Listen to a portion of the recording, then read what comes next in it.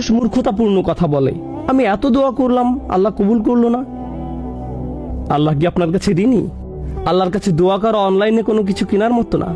তারা বলেছে 3 দিনের মধ্যে জিনিস পৌঁছে যাবে, এখনো আসলো না। আমি এখন আর নামাজ পড়ি না, কারণ আমি অনেক দোয়া করেছি, কিন্তু তারপরও পরীক্ষায় ফেল করলাম। আপনি পরীক্ষায় ফেল করেছেন কারণ আপনি লেখাপড়া করেননি। আপনি ফেলের জন্য করেননি যে আপনি দোয়া করেছেন আর আল্লাহ আপনার অর্ডার ঠিকমতো ডেলিভারি করেননি। আল্লাহর উপর এভাবে দাবি আরোপ করার আপনি কে? আল্লাহর প্রতি আমাদের মনোভাব হয়ে গেছে কাস্টমারের মতো। আমরা আল্লাহকে মনে করি এমন কার মতো যে আমাদের কাছে ঋণী।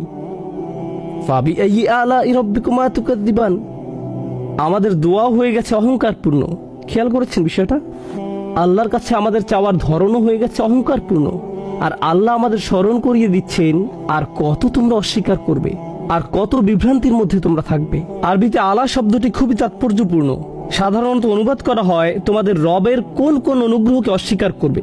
অনুগ্রহ হলো নিয়াম, ফাদাইল, ফাদল, এগুলো অর্থ অনুগ্রহ।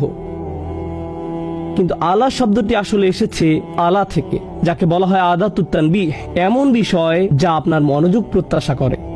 আল্লাহ বলেছেন তোমার চারপাশে আমি এত এত চমৎকার জিনিস তৈরি করে রেখেছি, সবকিছু তোমার মনোযোগ প্রত্যাশা করে। সবগুলো জিনিস তোমার দিকে চিৎকার করছে, দেখো আল্লাহ তোমার জন্য কি তৈরি করেছেন, আর আপনি মনোযোগ দিচ্ছেন না, আপনি অমনোযোগী।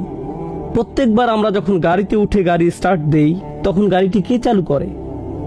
প্রত্যেকবার যখন আপনি পা দিয়ে ব্রেক চাপ দেন কারণ সামনে ট্রাফিক পুলিশ, কে ব্রেকটি কাজ করায়?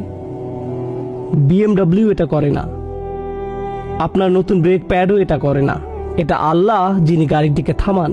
ইউরসিলু আলাইকুম হাফাজা, তিনি তোমাদের জন্য প্রতিরক্ষাকারী ফেরেশতা পাঠান, সব সময় আপনাকে নিরাপত্তা দেওয়ার জন্য।